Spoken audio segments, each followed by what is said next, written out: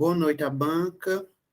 Iniciar agradecendo por ter aceito o convite. Boa noite também aos meus orientadores. Meu nome é Marcos Guerreiro.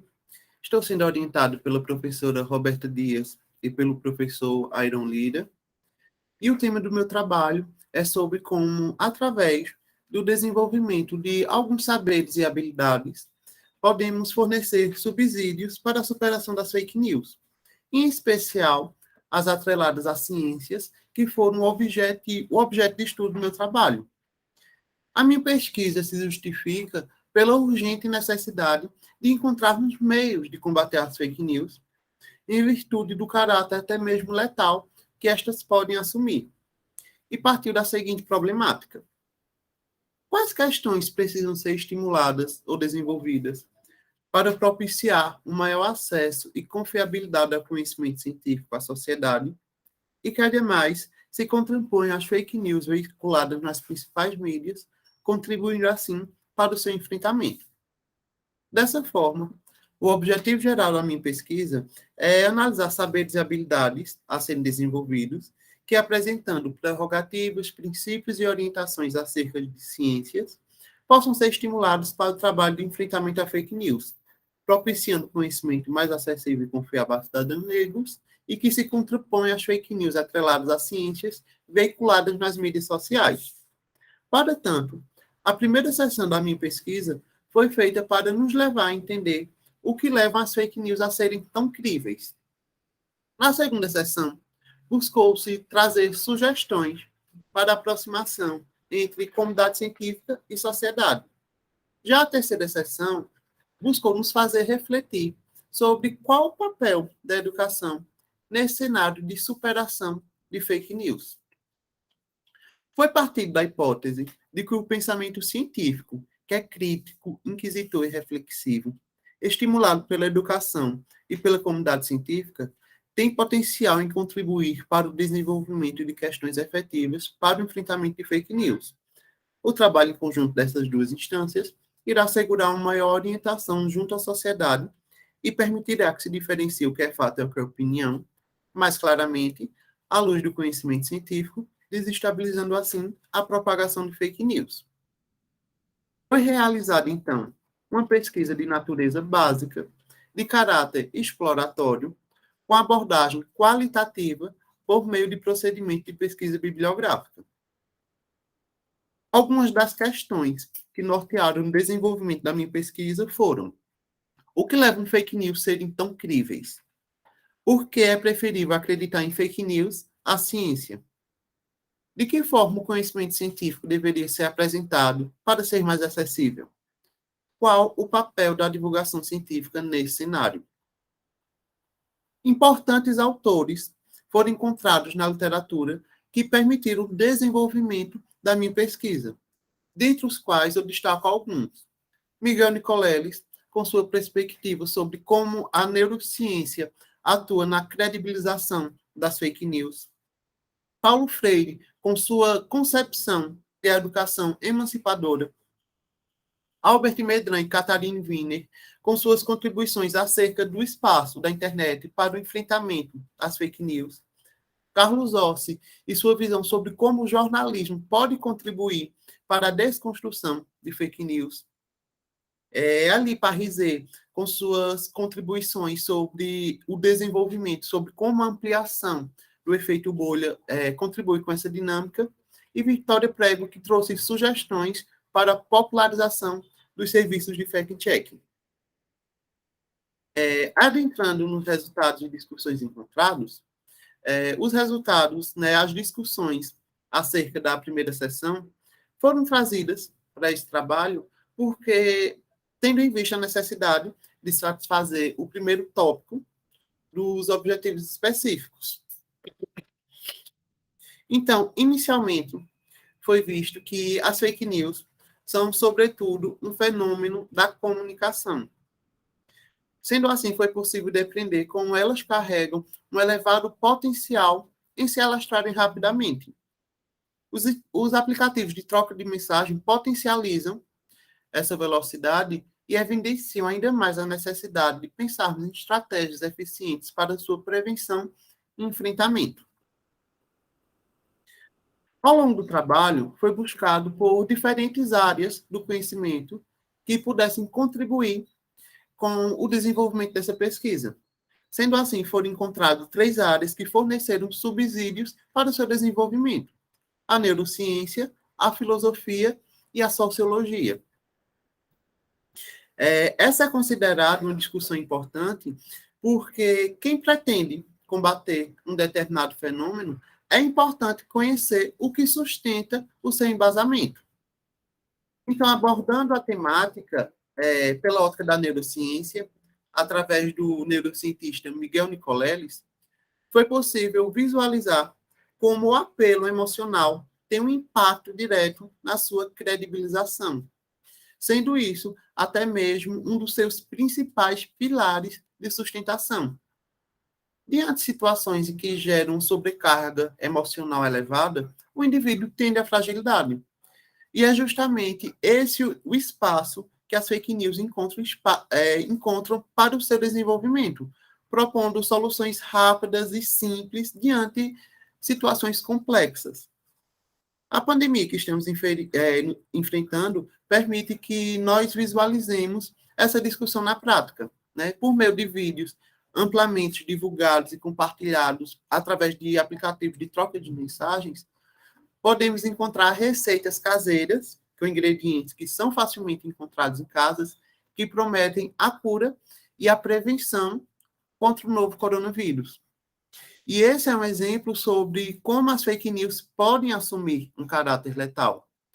Porque o indivíduo, estando infectado pelo coronavírus, faz uso dessas receitas e acredita na sua completa recuperação. Porém, como não há estudos e evidências científicas que assegurem essa prática, isso pode somar consequências não desejadas e até mesmo consequências letais. Outro movimento que passa pela ótica da neurociência, que explica esse caráter tão confiável em cima das fake news, é a relação existente entre gostar e o acreditar, assim como nos explicou Rodrigo Seixas. É sem dúvida mais fácil acreditarmos em algo que vai de acordo com nossos posicionamentos ou anseios, até que sair da nossa zona de conforto e encarar outras realidades, mesmo que essas carreguem fatos. O movimento anti-vacina é um bom exemplo desse movimento, né? Porque é mais fácil para indivíduos alienados politicamente acreditarem no que discorre seu partido político até que confrontá-lo, nos levando a visualizar que dentro do fenômeno comunicativo das fake news, gostar tem uma relação direta com acreditar. Agora, analisando a problemática pela ótica da filosofia, perdão, Aristóteles nos trouxe importantes contribuições para o entendimento desse assunto. Através da articulação da lógica aristotélica, foi possível compreender como a articulação entre esses 3 pilares age nos discursos mal intencionados de quem objetiva a propagação de inverdades. Com logos referentes à maneira como o orador invoca a lógica no seu discurso, o patos, que se refere à maneira como o orador apela pela emoção do seu público, e o ethos, que se refere à maneira como o orador se coloca como uma figura competente diante dos seus discursos.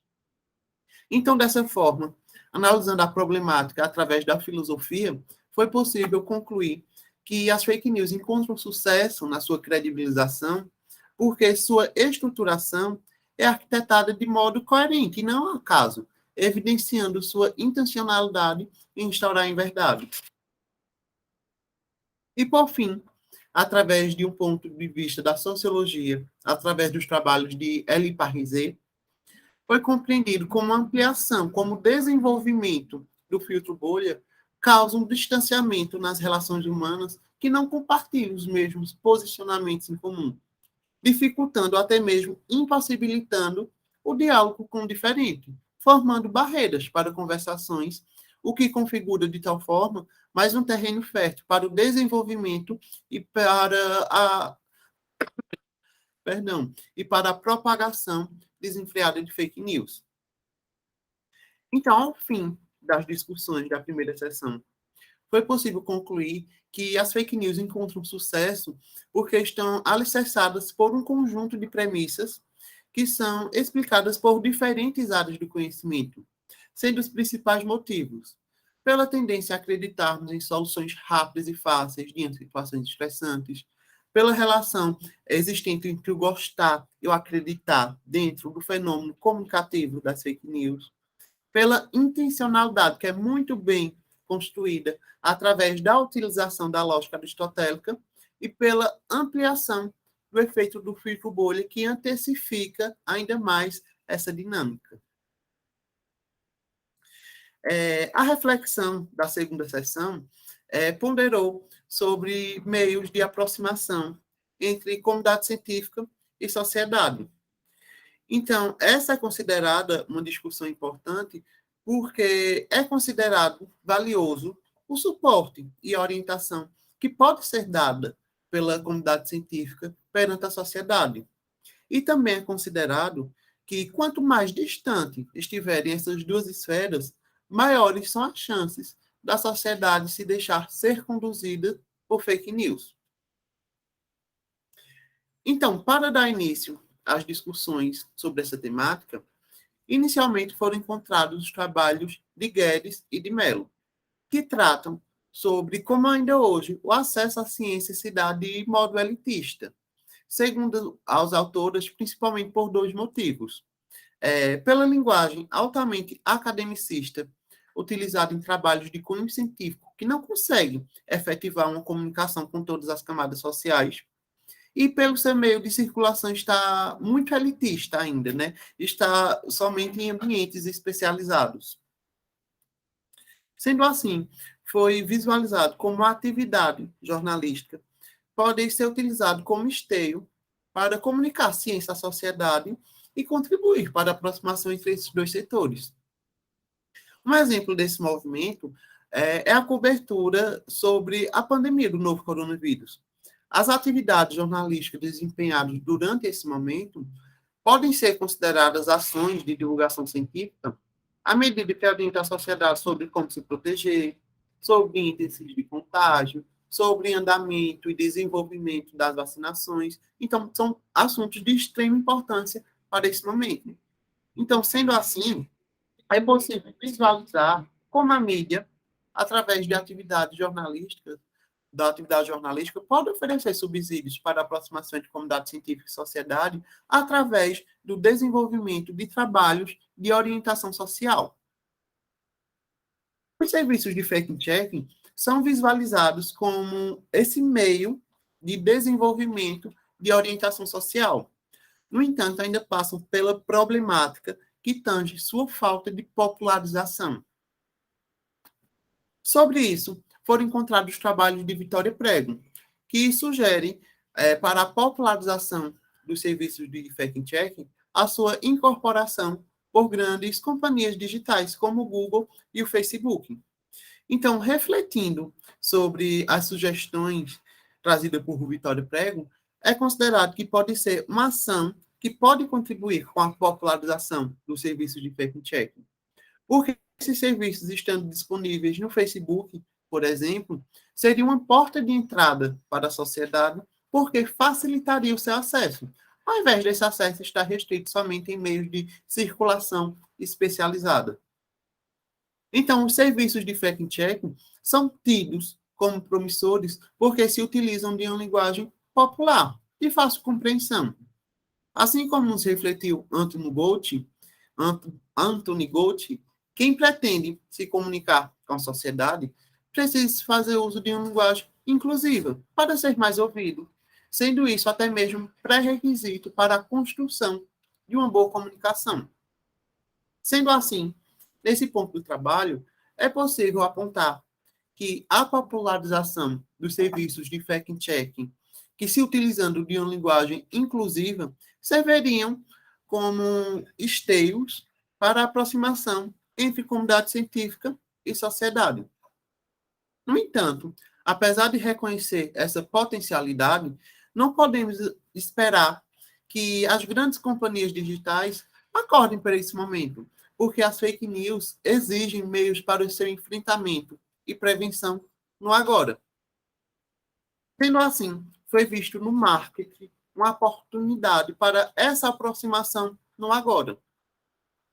Comumente, quando os lançamentos dos seus trabalhos ficam a cargo somente da comunidade científica, nós vemos que, eventualmente, a divulgação científica é substituída pela comunicação científica. E esse momento contribui para o afastamento da sociedade de trabalhos de natureza de cunho científico. Porque, em um momento em que é esperado um trabalho de divulgação científica, o que visualizamos é um movimento de comunicação aos pares. E é justamente nesse cenário que o marketing tem muito a nos contribuir, trazendo novas roupagens e cenários para tratar ciência. Através do marketing, podemos ver que um trabalho de divulgação científica não precisa necessariamente ser somente através da publicação de artigos em meios especializados, mas que esses podem ocupar as massas. Se queremos atingir as massas, também deveremos ocupar os seus lugares. Então, exemplos de trabalhos que se utilizam de espaços informais para tratar ciência já podem ser visualizados hoje.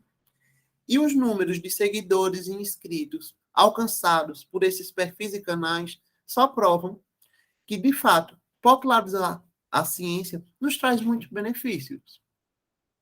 Então, outro movimento que pode ser visualizado através desses influencers da ciência é como esses podem assistir novos trabalhos e projetos para a sua divulgação e popularização. Porque é diferente de outros nichos que objetivam somente o retorno financeiro, esse movimento de trabalhos já consolidados contribuírem para a divulgação e popularização de novos projetos não seriam vistos como alimentar uma concorrência, haja visto que todos partilham de um mesmo objetivo, né? Fazer com que a ciência cada vez mais ocupe mais lugares. Uma questão muito importante é que o marketing deve ser visto como um ponto de apoio, mas que não pode realizar esse trabalho de divulgação, de popularização científica, sem o respaldo do cientista. O marketing precisa da ciência para se validar, para desenvolver seu trabalho, explicando claramente as questões, mas de modo correto, para que não haja uma simplificação excessiva e assuntos importantes acabarem sendo perdidos. Então, ao final das discussões da segunda sessão, foi concluído que a aproximação entre a comunidade científica e sociedade, sem dúvida, precisa passar pela popularização da divulgação científica, né? As sugestões trazidas por Vitória Prego se mostram promissoras e a contribuir com essa aproximação, além da utilização dos recursos do marketing para quem se pretende se lançar sobre esse trabalho, seja a nível individual ou através de universidades ou institutos, por exemplo. Também foi visualizado como o apoio interno da própria comunidade, através dos influencers das ciências, é muito importante para divulgar novos trabalhos e para fazer com que a divulgação científica cada vez ocupe lugares centrais no corpo social. Sendo assim, foi concluído que a popularização da divulgação científica é o caminho e a internet é o palco para essa revolução acontecer. E agora, adentrando sobre as discussões referentes à terceira sessão, elas buscam ponderar sobre qual o papel que o professor, que a educação, deve ocupar nesse cenário de enfrentamento das fake news. Então, inicialmente foi visto que a figura do professor deve ocupar um lugar de destaque nesse cenário de superação das fake news. As contribuições da comunidade científica e dos profissionais do marketing e da comunicação são de grande valia, porém não conseguiriam desempenhar seu papel se a sociedade não estivesse pronta para receber essas orientações. Sendo assim, a educação deve ocupar um lugar insubstituível nesse cenário de superação de fake news. Então, Moreira nos mostrou como o trabalho docente vai muito além do que a construção de conhecimentos técnicos em sala de aula e atinge a boa inserção do indivíduo em sociedade. Então, nesse ponto, nós podemos visualizar como o trabalho do professor consegue tocar nas fake news, porque indivíduos que foram bem inseridos socialmente tendem a apresentar uma maior resistência em se deixar ser conduzido por fake news. Moreira também nos mostrou como a forma que a ciência é trabalhada, é desenvolvida nas escolas, pode contribuir para afastar os alunos dessa área do conhecimento, né? Porque muitas vezes ela é trabalhada como sendo a memorização de fórmulas ou de nomes complexos, que carecendo de sentido para a realidade do aluno, não consegue despertar o interesse desse por essa zona do saber. O movimento que é visualizado quando se trata sobre o desenvolvimento de ciências em sala de aula é o da formação de bons reprodutores ao invés de bons questionadores. Num sistema ideal, esse movimento deveria ser o inverso. A educação deve estimular seus alunos à pergunta, ao invés de puramente pela busca de respostas. É importante destacar que o que está sendo apontado aqui não é o trabalho do docente a nível individual, mas a forma como esse sistema está configurado, onde até mesmo o docente é um fruto desse sistema. Sendo assim, é seguro apontar que as diretrizes de ensino precisam ser revistas e aperfeiçoadas, para que a capacitação docente para o enfrentamento às fake news e para o trabalho de ciências em sala de aula comece a ser desenvolvidas desde a sua formação superior, para que mais tarde isso possa reverberar na sua prática docente. Mas enquanto reformulações nesse sentido não acontecem, Guedes e Mello sugerem a incorporação da formação em serviço para a capacitação docente. A formação em serviço deve fazer parte de um processo ininterrupto, porque ela é capaz de se adequar às novas demandas sociais. E está aí a importância de trazê-lo para esse momento. Porque problematizações sobre como abordar a superação de fake news ainda não estão sendo desenvolvidas dentro da matriz curricular de todos os cursos de formação docente. E isso está colocando os professores, que é uma figura-chave nesse cenário, no cerne de um movimento tão delicado, desassistido metodologicamente sobre como trabalhar essas questões. E com a formação em serviço, problematizações específicas para esse trabalho podem e devem ser desenvolvidas. As secretarias de saúde de educação, devem acordar para essa necessidade tão importante quanto urgente.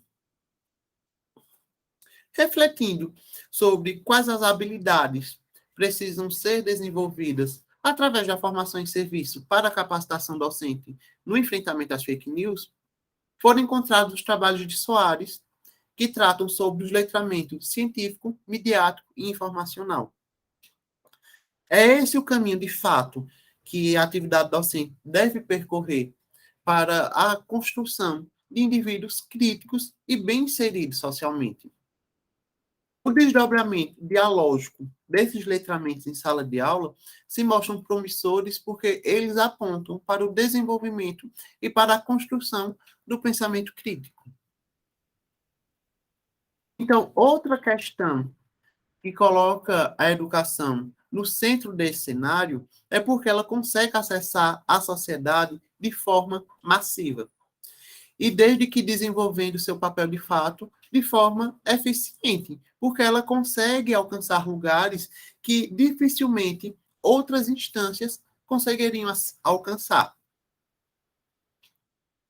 Então, dentre todas as construções, as habilidades que precisam ser desenvolvidas pela atividade do docente, para a preparação dos alunos para a prevenção e enfrentamento às fake news, se destaca a aprendizagem significativa, assim como foi discutido por Moreira.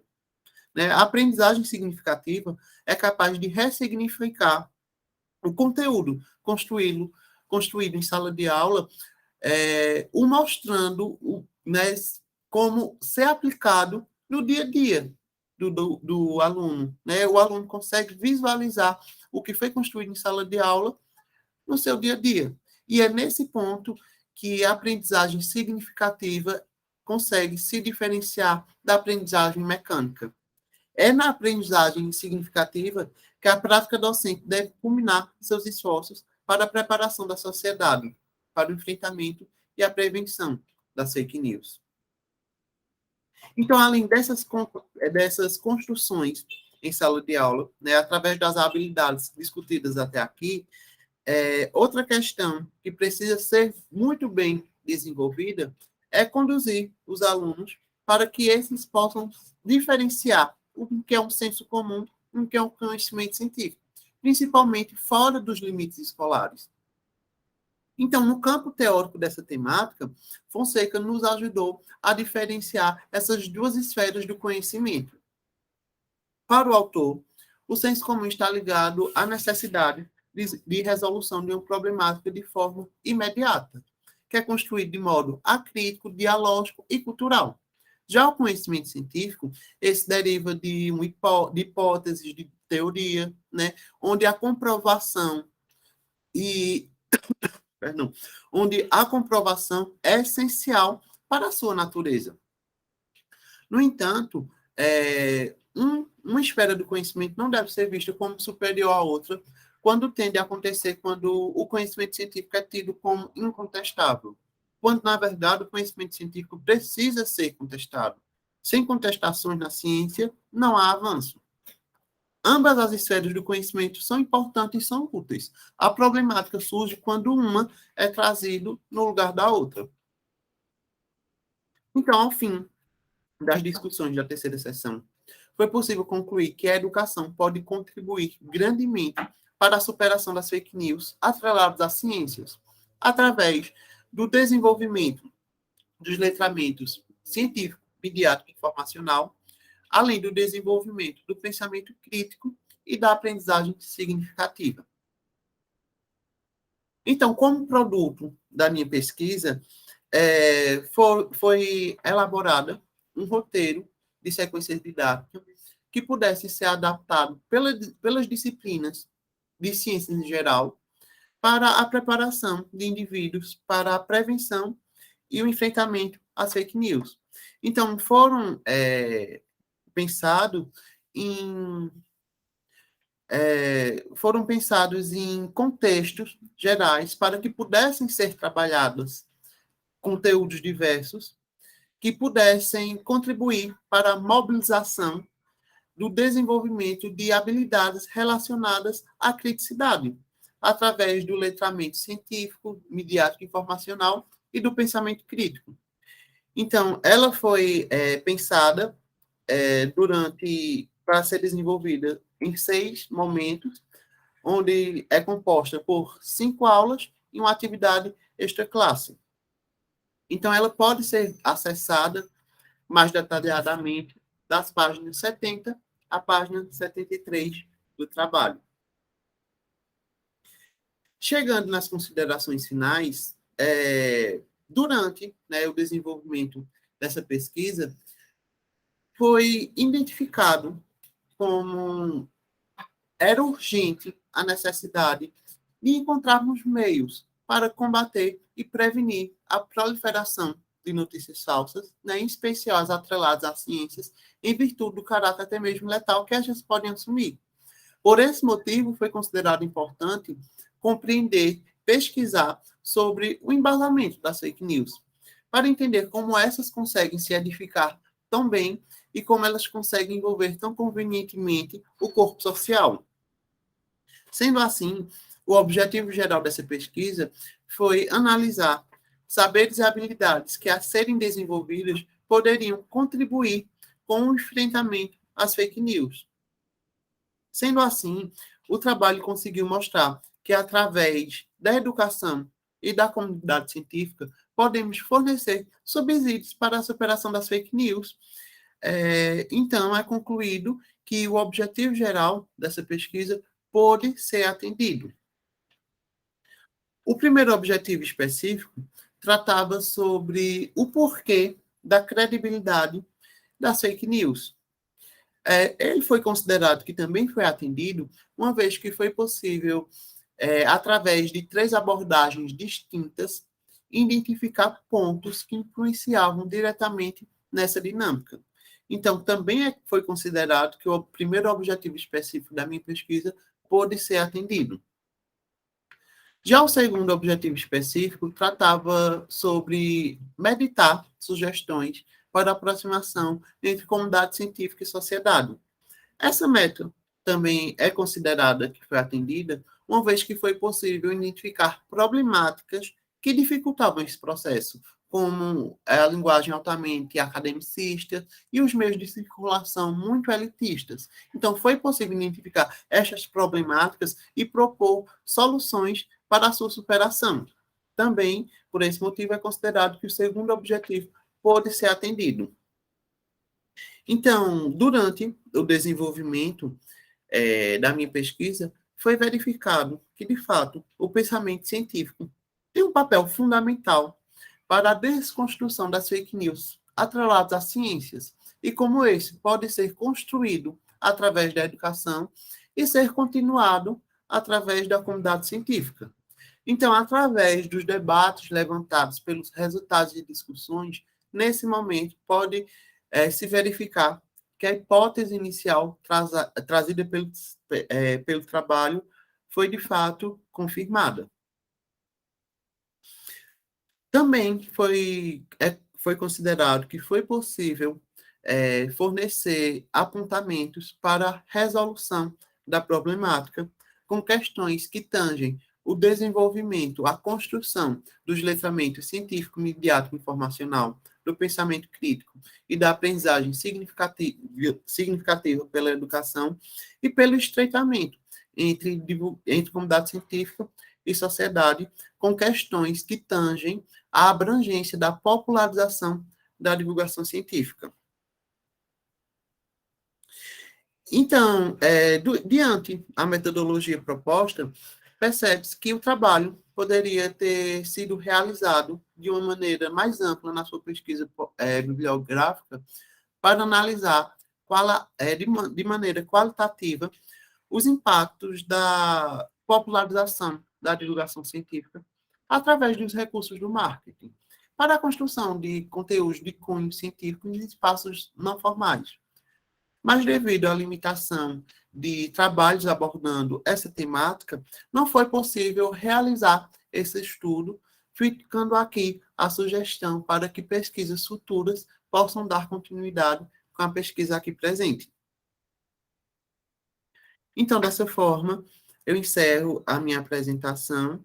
Eu agradeço pela disponibilidade e pela compreensão da banca por ter remarcado o horário para a minha defesa, e eu também quero agradecer muito aos meus orientadores que contribuíram grandemente para que eu pudesse realizar a minha pesquisa. Obrigado a todos vocês.